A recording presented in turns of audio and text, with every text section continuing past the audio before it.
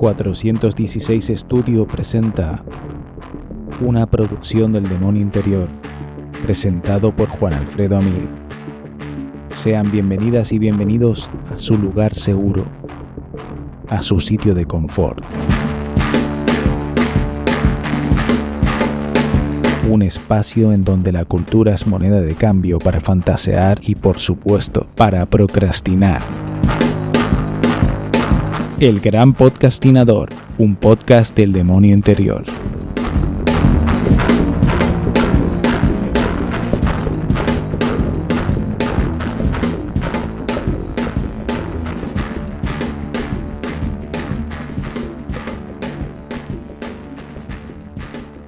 Muy buenas podcastinadores, muy buenas podcastinadoras, muy buenas podcastinadoros.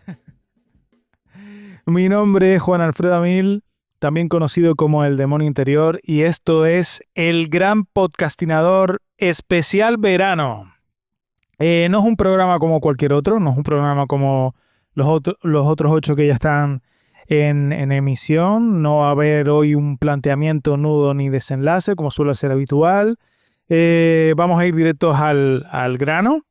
Este es el programa que estoy preparando porque, bueno, voy a estar esta última semana de agosto de vacaciones y no quería dejarle sin contenido.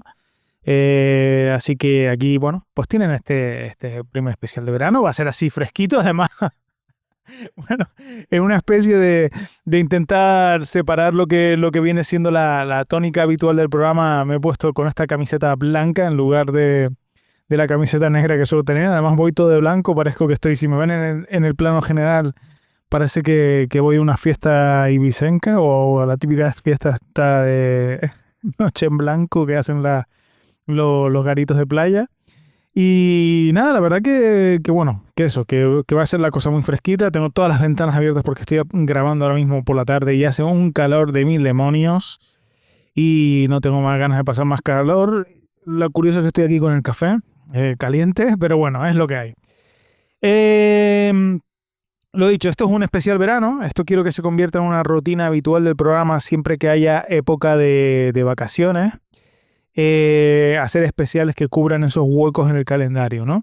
Y en estos especiales seguramente lo que haremos será lo más simple, que es básicamente un ranking.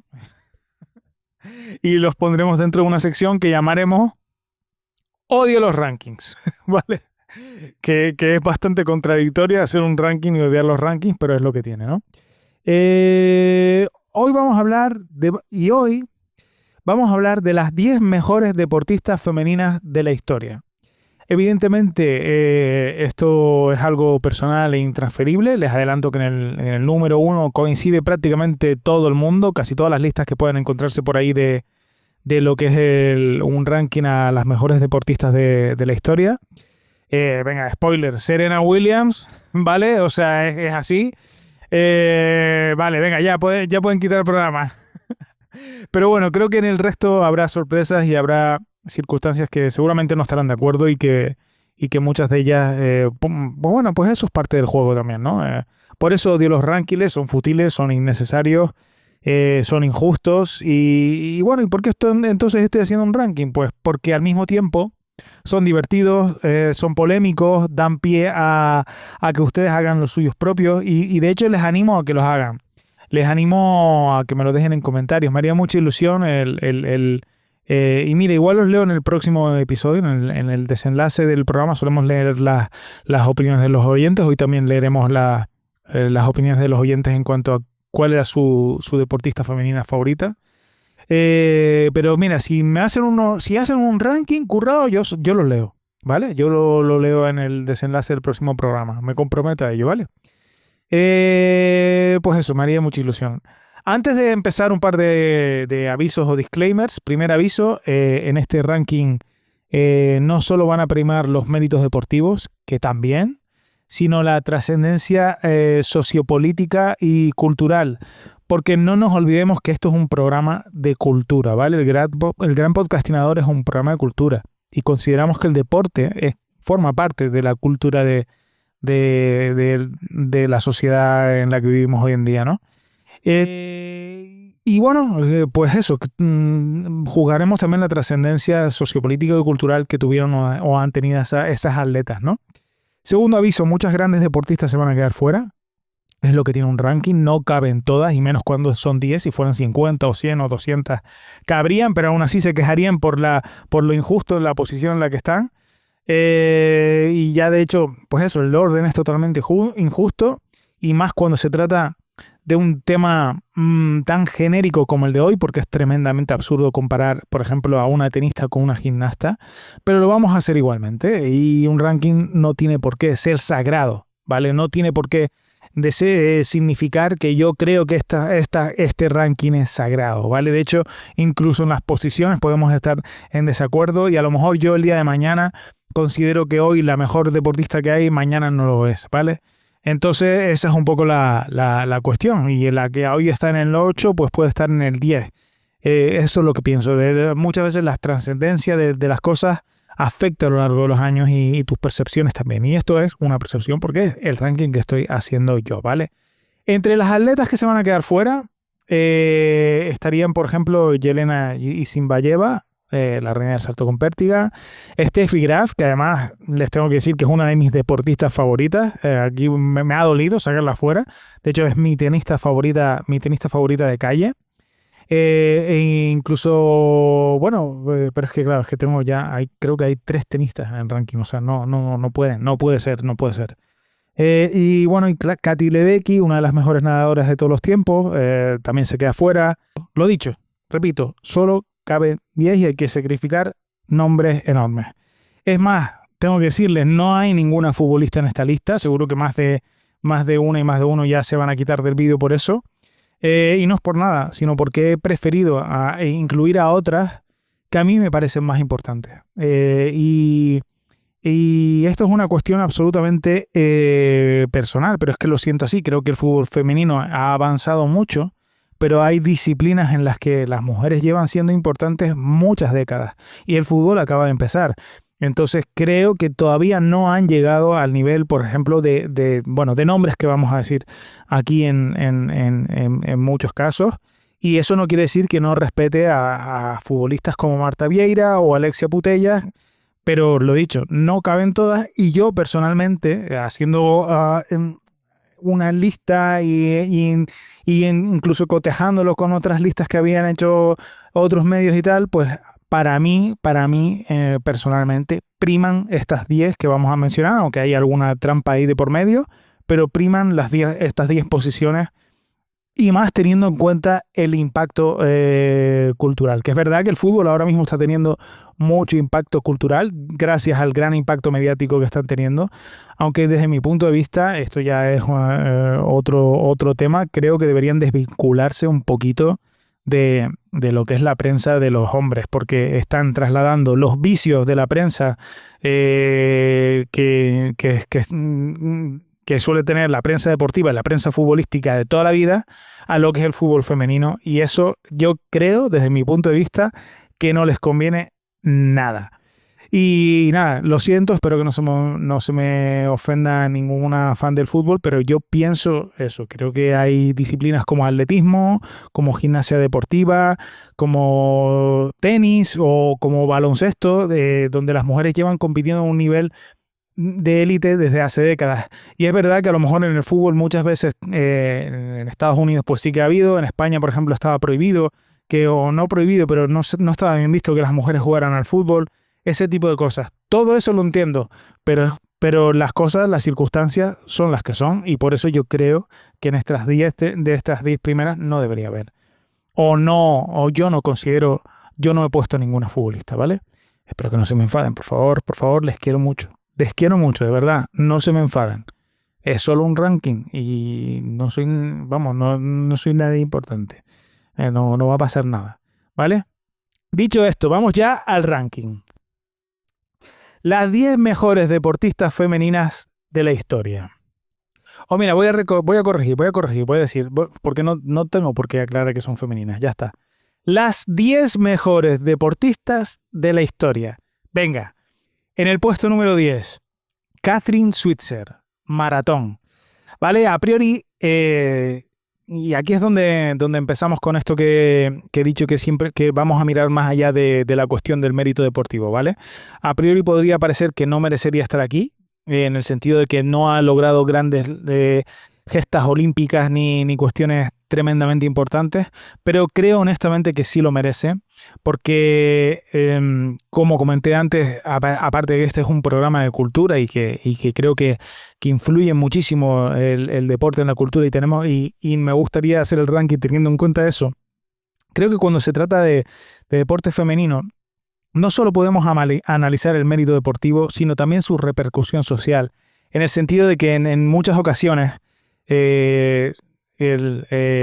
las mujeres han tenido que luchar no solamente por los méritos deportivos, sino por luchar contra las normas y convenciones del momento, por la represión que había para que ellas puedan practicar el deporte. De hecho, todavía lo hay. En muchos países todavía tienen esa represión por poder hacer deporte, ¿no?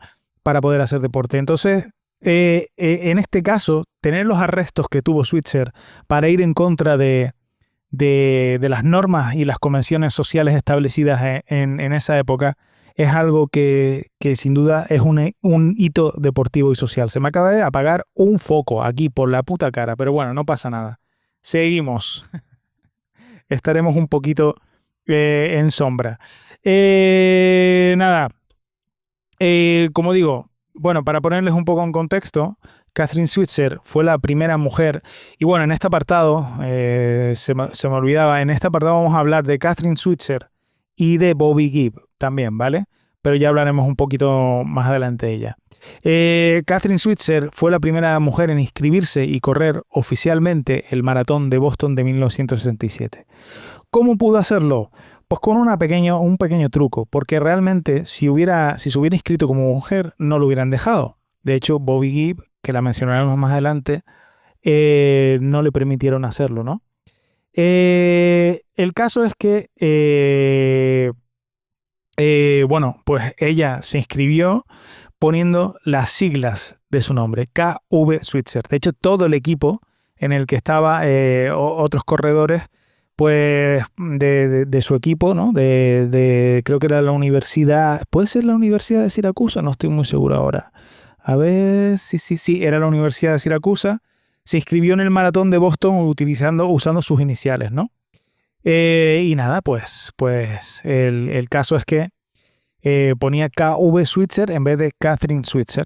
Y claro, no se dieron cuenta hasta que al empezar la carrera, a los pocos kilómetros, el jefe de la carrera, Jock Semple, se da cuenta de que hay una mujer corriendo y con un dorsal, que eso era lo importante, porque ya en ese momento había mujeres que corrían o que intentaban correr la carrera de forma no oficial, sin dorsal, pero ahí estaba ella con su dorsal. ¿Qué pasa?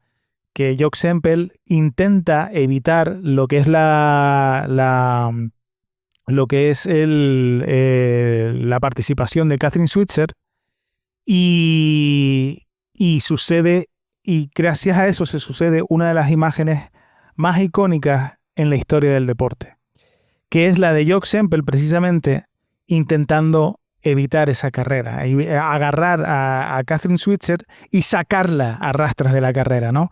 ¿Qué pasa? Que bueno, el entrenador de Switzer y su novio evitan que él pueda sacarla. De hecho, el novio, creo que en un momento dado hay una imagen en la que está aplacándolo literalmente al Jock Semple, y Catherine Switzer pudo seguir corriendo la carrera y de hecho la terminó. Terminó los 42 kilómetros y fue un hito realmente histórico. Fue una cosa realmente increíble. Hay que decir que un año antes, Bobby Gibb ya había completado la maratón de Boston. Lo que pasa que, como digo, sin dorsal.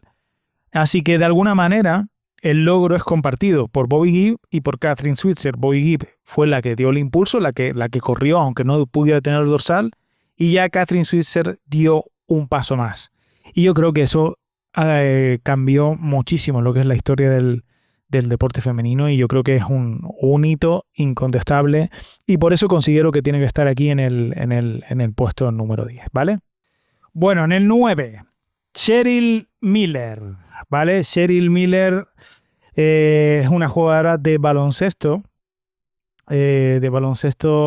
universitario. No llegó a estar en la Women NBA.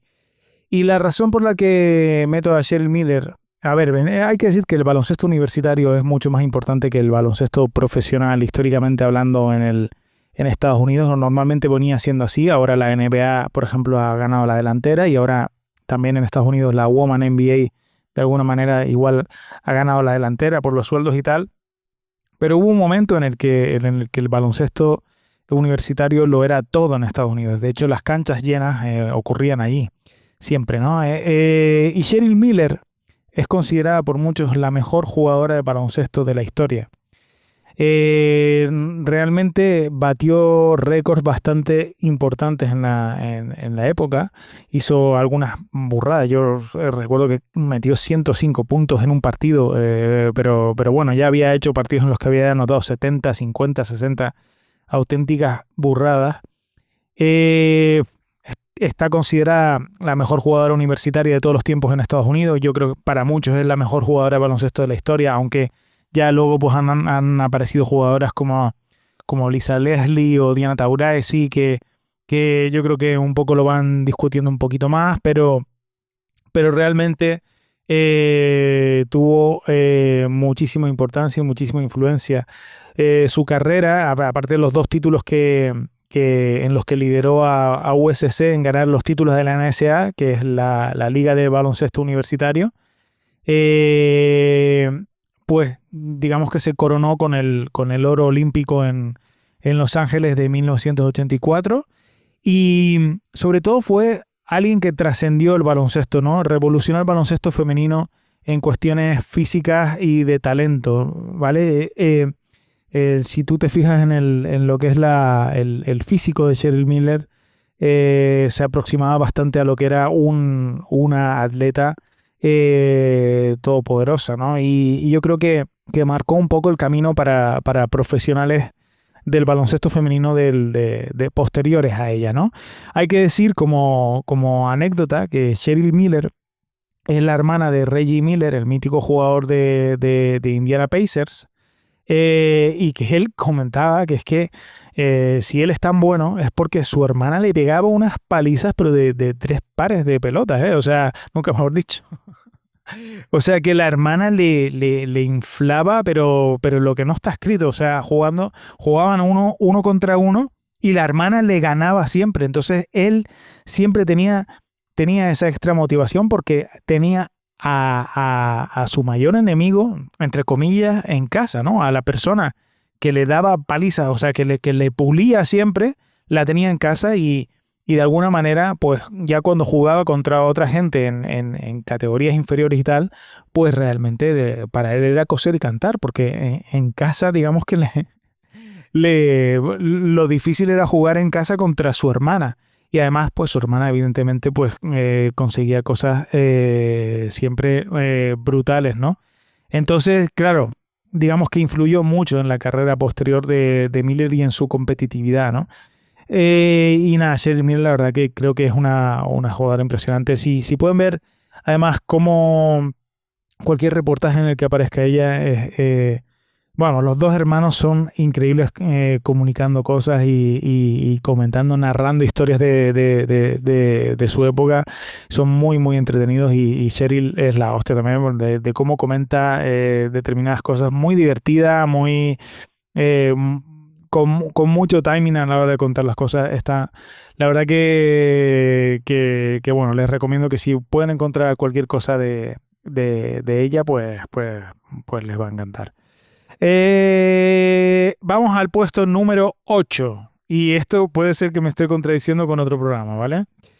Peleadoras de la MMA, ¿vale? Luchadoras de MMA. Y mira que yo dije que a mí el MMA hay cosas que no me convencen. Y bueno, me cayeron encima en redes sociales cuando lo dije. Yo dije que hay cuestiones muy violentas del MMA que no me convencen. Pero es una cuestión de que en fin, pues no sé si es porque a lo mejor tengo una visión un poco más antigua de las cosas y me cuesta un poco ver, sobre todo cuando están dando los golpes en el suelo, etcétera. Me cuesta un poco ver todo eso. No obstante, tengo que reconocer a este respecto, o sea, a ver, yo veo las peleas MMA muchas veces cuando son las importantes. Lo que pasa es que no consigo entrar en lo que es no consigo hacerme fan, por decirlo de alguna forma, ¿vale? Y en lo que son las artes marciales mixtas, las mujeres han logrado algo inédito, que es una importancia mediática y competitiva prácticamente al nivel de los hombres, encabezando las veladas históricas veladas históricas de UFC, del organismo más importante en lo que se refiere al MMA, ¿no? Y yo creo que merecen la pena estar aquí porque son deportistas muy interesantes. Aquí he hecho una pequeña trampa porque no he metido a una en concreto, porque creo que hay varias que han sido bastante importantes y he puesto a las que están consideradas de alguna manera las 5 mejores, que serían pues Amanda Nunes, que ahora mismo es campeona en 2 divisiones, considerada la mejor de todos los tiempos. Yo creo que es como, hoy por hoy creo que sigue dominando Amanda Nunes. Chris Cyborg, que yo no sé si todavía sigue peleando, pero fue campeona en varias organizaciones y tuvo un dominio brutal. Luego Valentina Shevchenko, que es como, tiene una técnica más refinada. Campeona en una de las categorías, no recuerdo si era la categoría mosca, con múltiples defensas. Joanna, perdón porque no lo voy a pronunciar bien, Jedrzejczyk, o como se diga, que es reina del peso paja, también con bastantes combates legendarios.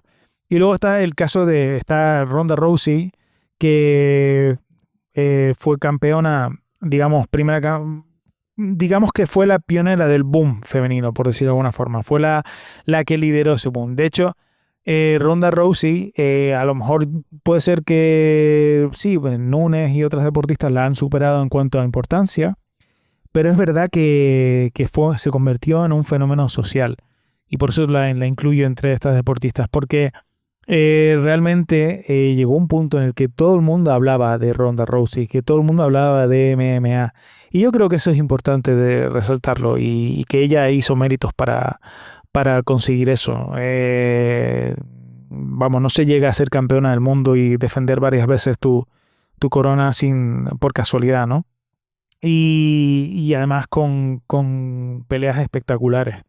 Entonces creo que merece porque realmente fue muy importante y el momento además en el que pierde fue súper también mediático. No lo sé. Luego pues evidentemente no pudo continuar. Yo creo que ya Holly Holm fue la que le derrotó y luego creo que Amanda Nunes también vamos, o sea, ahí fue cuando digamos que consolida su reinado. Y digamos que desapareció un poco mediáticamente, se fue a la WWE, etcétera, etcétera, con la cual no tuvo muy buena experiencia por lo visto, pero fue muy importante en su momento y hay que resaltarlo. En el 7, otra de las trampas que he hecho, porque he incluido a 2 personas, pero creo que se lo merecen estar aquí, que son Daida e Ibaya Ruano. Y lo injusto es que no las vas a ver en muchos más rankings de este tipo, porque no las tienen en cuenta en muchas ocasiones y yo creo que lo merecen.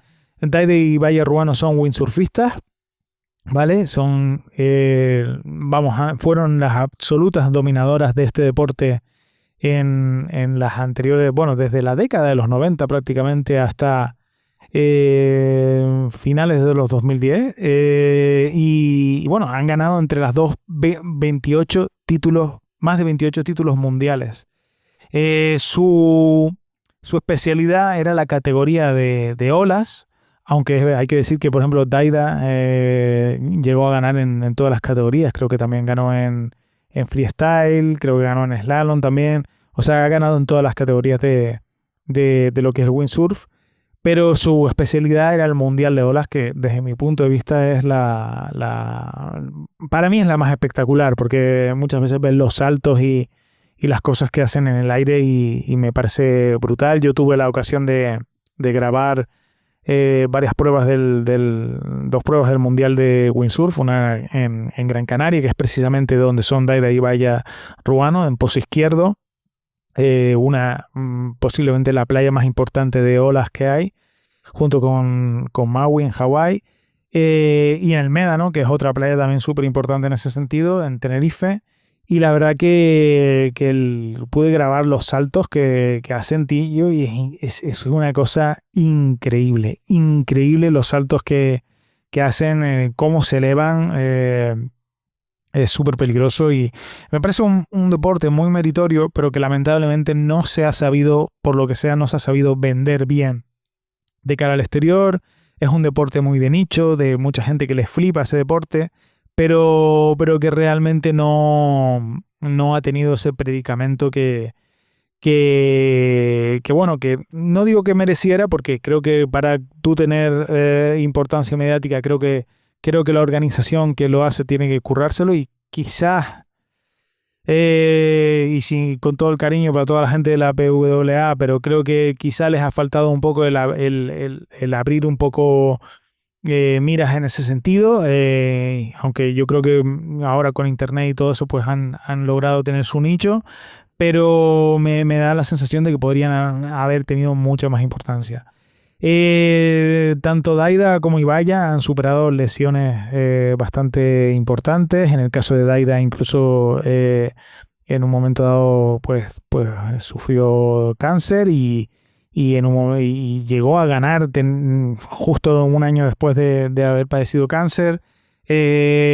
Ahora mismo, de hecho, a los 47 años regresó para competir en pozo izquierdo y ganó delante de todas las grandes deportistas que están en este momento en el roster del Mundial.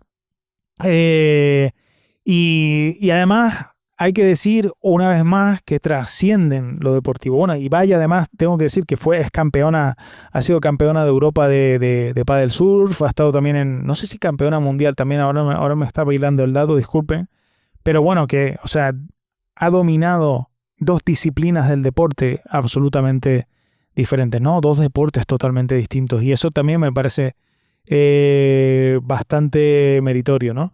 Y además hay que decir que son promotoras de la visibilidad del deporte femenino, ¿vale?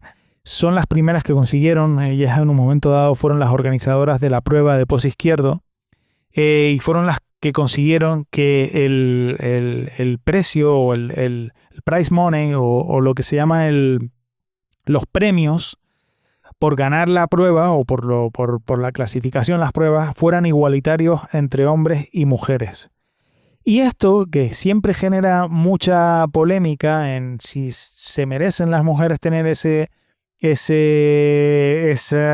igualdad en cuanto a premios, etcétera, etcétera, yo creo que no se debería debatir, por lo menos en pruebas de mundial.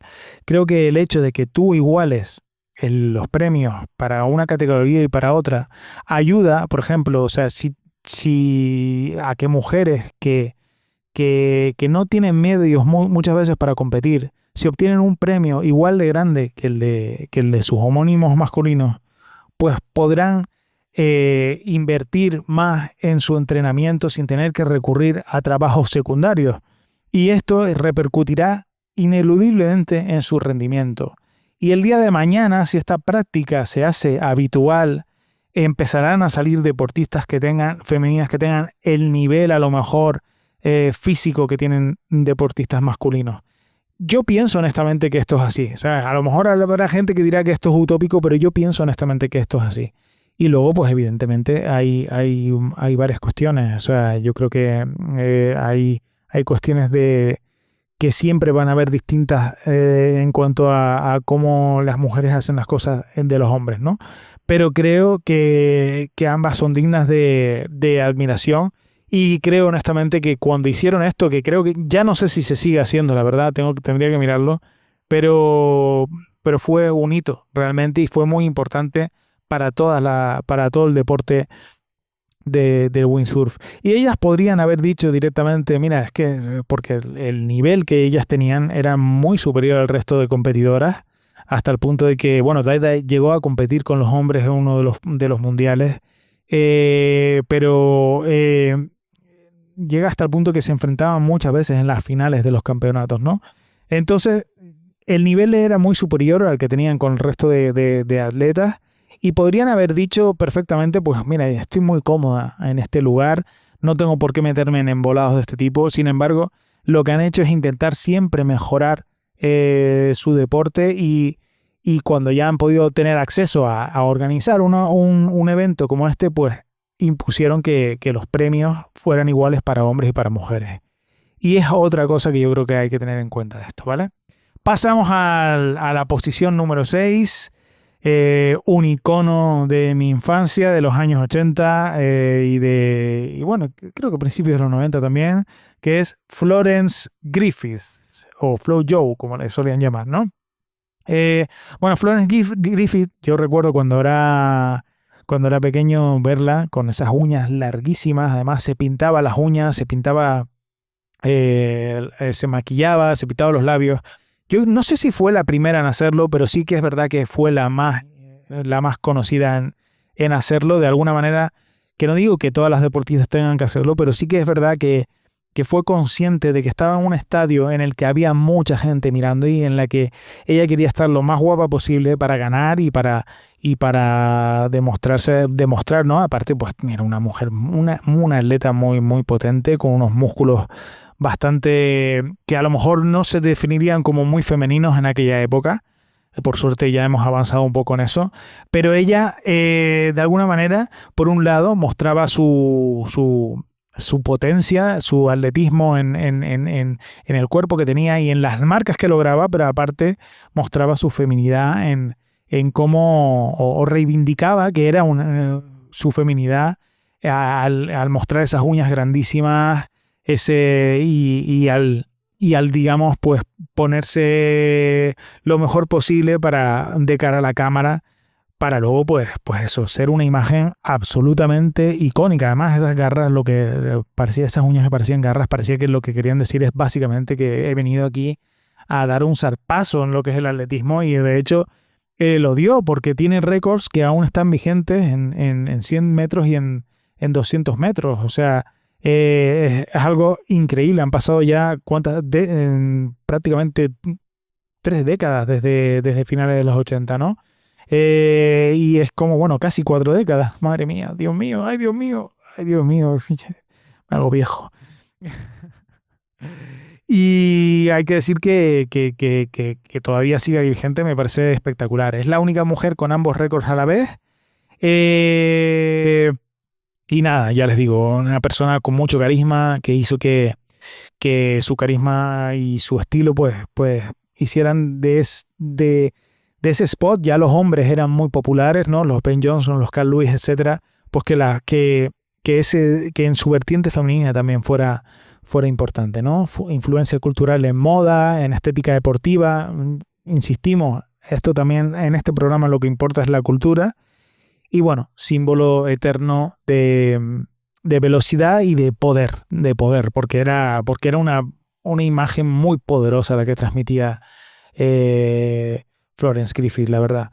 Que creo que además, bueno, falleció en circunstancias un poco extrañas, tengo que decirlo, Florence Griffith. Pero bueno, no sé, tendría que... A ver, ¿cómo que...? Sí, creo que... Sí, a ver, un momento. Déjame que chequee el dato. Porque es que además, ya digo, creo que murió hace poco. En el 98 murió, madre mía. Yo pensaba que había sido hace poco. A la edad de 38 años, ojo, muy, muy joven. La causa de su muerte fue asfixia durante una convulsión severa por epilepsia. Uah, madre mía. Madre mía, bueno, no lo sabía, no sabía que había sido por eso, ni pensaba que hubiera sido por tan joven, por decirlo de alguna forma, ¿no? Pero bueno, es lo que les comentaba, ¿no? Una deportista increíble. Vamos al puesto número 5.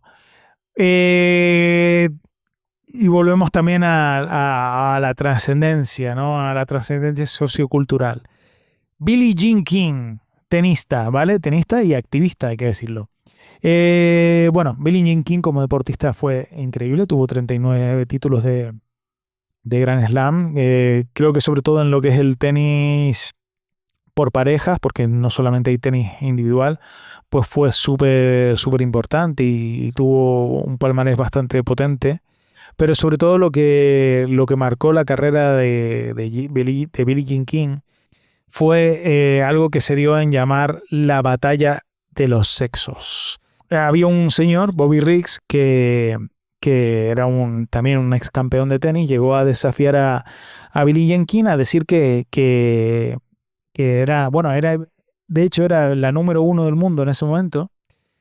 Y él, pues, era un ex campeón y lo que quería era, de alguna manera, retarla para decirle que un hombre retirado podría ganar a la número 1 del mundo en ese momento. Riggs había derrotado a Margaret Court, que creo que es la tenista que más Grand Slams tiene de la historia, en un partido anterior, lo que aumentó la atención a ese desafío. Y King aceptó el desafío, en parte porque lo que quería precisamente era, como estábamos hablando antes, de igualdad salarial en el tenis, pues por un momento y de otro modo para reivindicar el sexo femenino en el tenis, ¿no? Y la cuestión es que acaba ganando el partido a Bobby Riggs, le gana además sobradamente en 3 sets. Y desafiando las ideas preconcebidas, todas las cuestiones que había en torno al tenis femenino. Esto parece una tontería, pero fue algo muy mediático y fue algo muy importante. Y yo estoy convencido de que muchas tenistas jóvenes que vieron ese momento, o muchas deportistas jóvenes, pues se sintieron muy inspiradas, ¿no?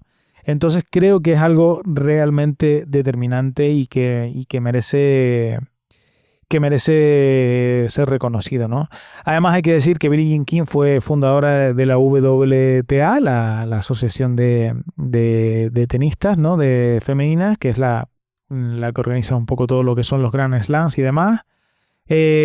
Promotora, como hemos dicho, de la igualdad de premios. Y nada, y activista también por los derechos de mujeres y comunidad LGBTQ+. Madre mía, siempre me lío en las siglas estas, discúlpenme, por favor. Y nada, figura cultural y símbolo del deporte igualitario, yo creo que, lo dicho aquí, ya trasciende la cuestión meramente meritoria deportiva. En el puesto número 4 hay otra tenista, lo siento porque vamos a acabar prácticamente no todas con tenistas, pero sí que hay bastantes tenistas, que es Martina Navratilova. Otro icono de los 80, otro icono de mi infancia. Número 1 del mundo en individuales durante 332 semanas, se dice pronto, o sea, creo que son, sí, madre mía, ahora estoy haciendo el cálculo ahí, que son casi 6 años, ¿no? Prácticamente. En dobles llegó a estar 237, tiene 59 títulos de Grand Slam, tanto en individual como en dobles. Es la que más Wimbledon ha ganado, con 9, un récord absoluto. Récord de victorias en una temporada, 98,9%. Y de hecho era un dominio absoluto. Yo creo que es la tenista que más ha dominado el circuito jamás, porque de hecho su rival más acérrima era Chris Evert. Y realmente en un momento dado creo que le gana algunos partidos, pero después, una vez que Martina Navratilova se pone arriba y llega a su nivel, es que no le hacía ni sombra, ¿no? Y no había nadie prácticamente que le hiciera sombra en sus años de prime. Luego ya empiezan a entrar ya tenistas como, bueno, Arantxa Sánchez Vicario, Steffi Graf, bueno, Martina Hingis es bastante posterior, pero Mónica Seles, que bueno, se ve un poco truncada su carrera por el intento por el atentado que sufrió, pero realmente son tenistas que ya van llegando después, pero Martina Navratilova durante eso bueno, 332 semanas que les comentaba antes, pues domina absolutamente este deporte, y yo creo que nadie lo ha hecho como ella, a pesar de que vamos a mencionar aquí, como hemos dicho al principio, a otro tenista que le supera en este ranking, ¿vale? En el puesto número 3, Simone Biles, gimnasia. Bueno, la gimnasta más laureada de la historia, 30 medallas en mundiales, 23 de oro, Olímpicamente no lo tengo claro si es así, pero la verdad que tiene también bastantes medallas olímpicas. Elementos de alta dificultad llevan su nombre. Ha habido saltos y cuestiones que prácticamente los ha inventado ella. Y bueno, la verdad que ha sido ganadora de ya premios Laureus, que es son como los Oscars del atletismo. Y luego, sobre todo, es un icono de salud mental, ¿no? De resiliencia en un momento determinado. Y ella en Tokio 2020 llega a la competición y acaba retirándose porque se da cuenta de que no está bien psicológicamente. Ha pasado ya en ese momento por algunas cuestiones. Ha habido acoso sexual por parte de un médico de la selección norteamericana. Tiene mucha presión mediática. Tiene muchas cuestiones en la cabeza que yo creo que le estaban afectando bastante, y en un momento determinado decide que tiene que parar y que no va a seguir compitiendo. Y es la primera vez en la historia que esto no se ve, quizá, bueno, ya otras veces se había visto deportistas que habían tenido que parar, pero siempre les atacaban de alguna manera. Pero es la primera vez, yo creo, en la historia que se hace, que se reflexiona, que ella consigue que se reflexione sobre el hecho de que muchas veces la presión que tienen los deportistas es tremendamente grande y que no pasa nada por primar un momento dado la salud mental, que no eres peor por romperte anímicamente y por reconocerlo, cosa que normalmente no pasaba, ni con deportistas femeninas ni con masculinos. Entonces, digamos que de alguna manera sentó un antes y un después digamos que ha allanado el camino para que muchos deportistas puedan asumir las cosas de una manera distinta, ¿no? Por ejemplo, ahora se me viene a la cabeza Giannis Antetokounmpo, ¿no? Hablando cuando perdió uno de los títulos y cuando le están intentando acuciar de que si debería sentirse mal por ello o lo que sea, pues él dice, mira, esto es deporte, hoy hemos perdido, ayer ganamos y mañana seguramente volveremos a ganar, pero hay que asumir cuando las cosas van bien o cuando no van mal y no volverte loco con estas cuestiones, ¿no? Y no estaríamos en ese estadio de no ser por lo que hizo Simone Biles en Tokio 2020, retirándose, aún a pesar de todo lo que se estaba jugando, ¿no? Y de todos los patrocinadores que estaban detrás, de Nike, de todo, ¿no? Y de todas las presiones que tenía. Y creo que es algo que sin duda merece un reconocimiento extra a todos los logros deportivos que después los tuvo, porque al volver en París 2024 volvió a ganar y volvió por la puerta grande haciendo ejercicios. Se me está viniendo a la cabeza ahora mismo el ejercicio de suelo que hizo, que fueron espectaculares y que fueron históricos realmente. Vamos al puesto número 2. Me está quedando muy ochentero esto, Nadia Comaneci, también gimnasia. En un principio, si te fijas en muchos rankings, ponen a Simone Biles antes que a Nadia Comaneci. Para mí, desde mi punto de vista, tiene que estar Nadia en un lugar privilegiado sobre Simone Biles, porque, bueno, primero porque por lo obvio fue la primera gimnasta que tuvo un 10 perfecto olímpico. De hecho, es que ni siquiera los marcadores estaban preparados para ponerle un 10, una nota de 10, porque siempre había un 9 con algo o un 9,99. Siempre encontraban un fallo los jueces, y en esta ocasión los ejercicios que hizo, porque lo hizo varias veces, no es que solo lo hicieran uno, llegaron a un 10 y tuvieron que hacer lo típico, además que ella se lo puso en una camiseta, que en vez de poner un 10, porque no había los dígitos, pues pusieron 1.00, que es como si le hubieran dado un 1, pero en realidad lo que querían decir era que era un 10, ¿no? Elevó el nivel técnico y artístico de la gimnasia. Además, esto no sé si es tanto mérito de ella, pero sí de su entrenador, que no recuerdo ahora mismo el nombre.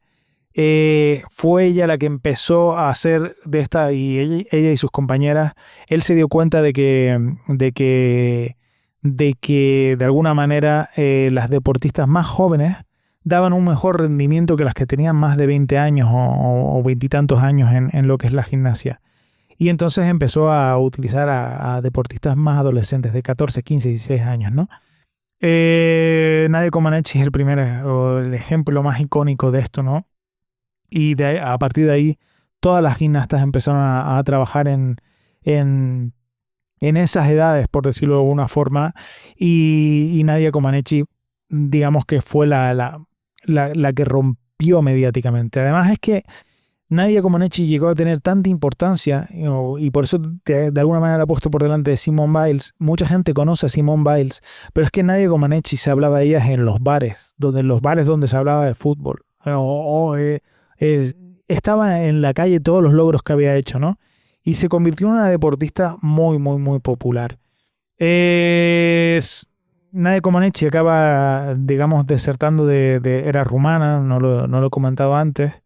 Era de Rumanía y acabó desertando a Estados Unidos, y donde ha hecho ya carrera un poco también como formadora de gimnastas, como activista también para el deporte femenino, para el apoyo al deporte femenino, para el deporte apoyo al deporte de minusválidos, etcétera, etcétera, ¿no? Y bueno, es un icono global, perfección, de disciplina. Triunfó en un contexto político en Rumanía con Ceausescu bastante duro. En fin, creo que es un personaje bastante icónico. Además con su uniforme blanco, la jovencita que era, lo tímida que era. Y vamos, para la historia, Nadia Comaneci. En el puesto número 1, ya les spoileé al principio, Serena Williams. Es que hay poco más que decir, 23 títulos de Grand Slam en individual, creo que es el récord de la era abierta, porque antes hemos mencionado a Margaret Court, pero era una época en la que no eran los Grand Slams mundiales, por decirlo de alguna manera, ¿no? Que son en Roland Garros, en Nueva York, en el US Open, el Australian Open, etcétera. O Wimbledon, pero vamos, o sea, digamos que en esa época, en esta era abierta, creo que es el mayor récord que hay. Luego tiene 3 Golden Slams, que es como ganar los 4 Grand Slams digamos, en el mismo año, cosa que ninguna tenista ha logrado conseguir. Dominio total en individuales, en doble, junto con su hermana, que también merecería estar entre algunas posiciones, pero no, al final su hermana no tuvo tanta carrera como ella. Deportista femenina mejor pagada durante años. De hecho, llegó a cobrar más que muchos deportistas masculinos, lo cual creo que también se tiene que tener en cuenta como un ejemplo de empoderamiento femenino y de un ejemplo a seguir en cuanto a cómo una carrera se puede desarrollar si tiene las condiciones adecuadas. Y bueno, símbolo de global de diversidad, igualdad y superación. A mí se me antoja que también de alguna manera de body positive, porque era una persona que era de mucha potencia física, pero en un momento dado, en los últimos años de carrera, tampoco es que esté en una forma física esbelta y no pasaba nada, y seguía dominando y seguía ganando. Si no me equivoco, llegó a ganar un US Open ya estando embarazada.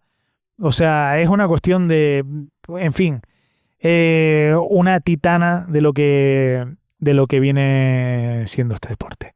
Y bueno, ahí estaría el ranking. Como digo, siempre va a ser injusto, nunca van a estar de acuerdo con lo que yo les pueda decir. Seguramente algunos se habrán quedado fuera, a algunos les parecerá demasiado típico, pero es lo que hay. Lo importante es que cada vez hay más ejemplos, hay cada vez más debate, y que, bueno, si consigo que de repente se pongan a buscar vídeos de Nadia Comaneci o de Daida Valle Ruano, o busquen la foto de Catherine Switzer, que les habré puesto ya en imagen seguramente, pues yo creo que con eso ya he ganado. Y nada, vamos a ir pasando rápidamente, no va a haber ni siquiera cortes de secciones aquí, porque esto es un especial verano, porque hicimos una encuesta en las redes sociales sobre cuáles eran sus deportistas femeninas favoritas, o para ustedes las deportistas más importantes que había, ¿no?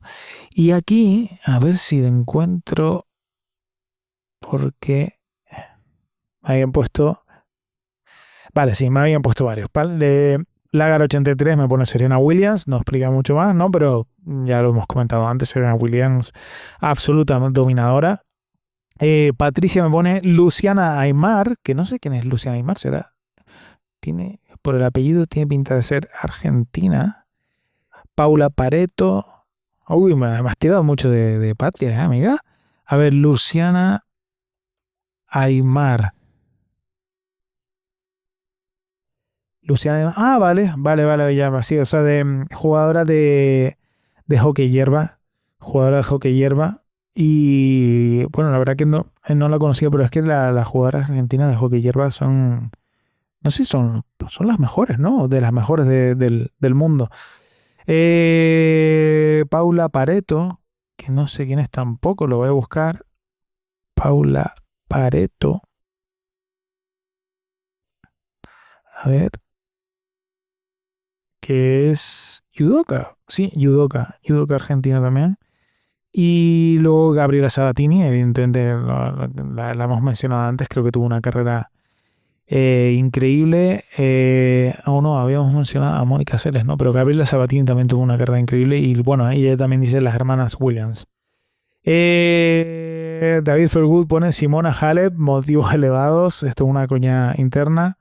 Que ahora se me acabó de olvidar quién es. Ah, vale, Simona Halep, pero es tenista. Es tenista de las actuales, imagino, ¿no? Sí, de las actuales, la verdad que no estoy muy puesto, tengo que decirlo. O no sé si es una broma interna también en ese sentido. Y me pone María de Villota, pilota de automovilismo española, todavía duele su marcha. Sí, María de Villota fue la pionera de las pilotos del automovilismo española y creo que falleció en una carrera, si no me equivoco, ¿no? Sí, es. Bueno, un ejemplo histórico que suelo poner, no me acuerdo de qué año era María de Villota, creo que era los años 40, si no me equivoco, los años 30. Voy a buscarlo aquí, María de Villota. María de Villota. Un momento. Ah, no, qué demonios, estoy confundiendo, discúlpeme por el lapsus, pero pensaba que se estaba refiriendo a otra corredora, no, claro, María de Villota fue una corredora española, bueno, de los años 2000, ¿no? Que llegó a estar en la escudería bueno, en Marussia, fue piloto de desarrollo, no sé si llegó a ser profesional, tuvo un accidente, yo recuerdo verla con el parche en el ojo. Y luego la causa de su fallecimiento, no sé por qué fue. Voy a buscarlo aquí momentáneamente. Fórmulas nacionales, 29 de octubre de 2013 y a título. A ver. En el que tuvo un gran accidente realizando un test en el aeródromo de Duxford y causaría su muerte un año más tarde. Ah, vale. Vale. O sea que al final murió del accidente que tuvo. Vale. No sé por qué, con qué deportista, permíteme un momento que lo busco, con qué deportista la había confundido. Pionera, automovilismo español. Porque me suena que era Emilia Pardo Bazán. Vale. No sé por qué me había confundido. A finales del siglo XIX, principio de se convirtió en la primera mujer en España en ponerse al volante de un automóvil. Claro, me había confundido y me había confundido con este personaje, no sé por qué me había ido tan lejos, pero se refería a María de Villota, que es de principios de este siglo, y ya les digo, corrió en la escudería Marussia, en el equipo de desarrollo.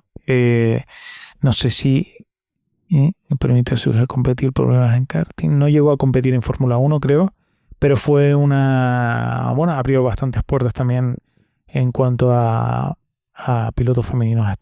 Entraba a colaborar en Renault F-Team. Estoy buscando a ver si por picar, subiría antes. Vale, no llegó a correr en lo que es una carrera oficial, pero sí que estuvo como piloto de desarrollo. Bueno, pues ya estaría, ya estamos terminando este especial de verano. Lo he puesto, como les digo, para que tengan un poquito de contenido. Quiero comentarles una cosa porque, a ver, cuando un par de cosas, siempre hablamos de actualidad en un momento determinado en el programa, por si están llegando nuevos a él desde este especial. Cuando estoy grabando esto, es al mismo tiempo que el episodio 8. El episodio 8, de hecho, lo grabé ayer, domingo 24 de agosto, y hoy, bueno, no, perdón, el sábado 23 de agosto, y lo estuve editando el 24, y hoy lunes 25 estoy grabando este especial verano. Los guiones prácticamente se escribieron a la vez, y entonces digamos que la actualidad del momento no tiene que ver con la actualidad que va a tener que ver con cuando salga este programa, pero había una cosa una noticia que ha saltado hoy y que no quería evitar mencionar, que es que ha fallecido la actriz Verónica Echegui. La verdad que a mí me ha dejado en shock porque, bueno, tenía prácticamente mi edad, 2 años menos creo, o sea, de hecho ha fallecido con 42, yo voy a cumplir 44 esta misma semana, y la verdad que me ha impactado, me ha dejado tocadillo. Me ha dejado tocadillo porque yo no la llegué a conocer nunca, pero sí que conocía gente que la conoció en un momento determinado. Y ya te digo, pues yo veía, sabía que era un poco de una edad muy similar a la mía, y siempre seguí bastante lo que hacía en su carrera, desde que, bueno, se hizo famoso con Yo soy la Juani, pero tuvo varias películas ahí también bastante importantes, La Gran Familia Española. Eh, yo la considero una de las mejores actrices de España, y la considero una de las mejores actrices de España, y la verdad que me ha dejado en shock. Me ha dejado en shock porque me ha parecido totalmente inesperado, y bueno, un abrazo grande para Verónica, aunque no la conocí, allí donde esté, y para toda la gente, para toda su familia y para todos sus allegados. Y nada, comentarles eso. En otro orden de cosas, quería comentar algo que tiene que ver con una noticia que ha saltado también estos días. Y también quiero mandarles, porque, a ver, creo que va a ser un avance de algo que voy a hablar posteriormente en el programa. Hace tiempo que estoy pensando en hacer un programa sobre, hablando, hay una sección que tenemos que se llama Derivas y Divagaciones, por si están entrando nuevos al programa. Y estoy pensando en hablar sobre el no por. No puedo decir, me parece absurdo no poder decir la palabra como es, pero quisiera hablar sobre el tema porque creo que tiene unas connotaciones que están afectando bastante y para mal a nuestra sociedad. Y estas semanas hemos visto un ejemplo bastante que yo creo que tiene que ver mucho con lo voy a decir, venga, con el porno, voy a decir la palabra, me da igual. Creo que tiene que ver mucho con eso. En el sentido de que, bueno, han cerrado un grupo de Facebook en Italia. No me acuerdo si eran de 31.000 hombres o 300 y pico mil hombres, no me acuerdo ahora, que compartían fotos íntimas de sus mujeres. O de mujeres o de personas con las que habían mantenido relaciones sexuales o sin el consentimiento de ellas. Y para que todos las comentaran. Y me parece algo tan perverso y tan falto de humanidad que no sé, me tiene bastante en shock, en el sentido de que no puedo llegar a comprender esa situación. Y no voy a hablar ahora de este tema, pero sí que les adelanto que creo que va a ser parte de esa deriva, porque creo que tiene mucho que ver con la forma en la que los hombres hoy en día consumimos el porno, y el porno que se nos ofrece, y el porno que nos dan los algoritmos, y cómo además ese porno cada vez llega a consumidores más jóvenes. Y creo que es algo que es un tema que vamos a tener que abordar como sociedad si no queremos que estas cosas sigan pasando. Porque además he visto que hay grupos también en español en este sentido. Lo he estado viendo por redes sociales, gente que se ha estado dando cuenta que existen estos grupos y que la verdad que me producen unos escalofríos brutales. Lo dicho, les adelanto esta cuestión para un futuro programa, un futuro derivas y divagaciones. Creo que lo hablaremos bien en profundidad. Pero como es actualidad del momento mientras estoy grabando este programa, quería comentarlo. Y nada, decirles, este especial, ya les digo, vuelvo a insistirle, es algo distinto a lo que viene siendo el programa habitual. Si has llegado a este programa a través de este especial, te invito a que veas los 8 episodios que llevamos del Gran Podcastinador, o los que llevaremos cuando llegues a este especial. Y nada, indicaros que tengáis un feliz verano. Cualquier cosa, estamos ahí en redes sociales, iremos hablando de lo que sea. Recuerden que pueden ver mi película Absolución totalmente gratis en RTV Play. Y poquito más. Cuídense mucho, estén muy bien, muy felices en verano. Y nada, buenas tardes, buenos días, buenas tardes, buenas noches, pero sobre todo, buena suerte.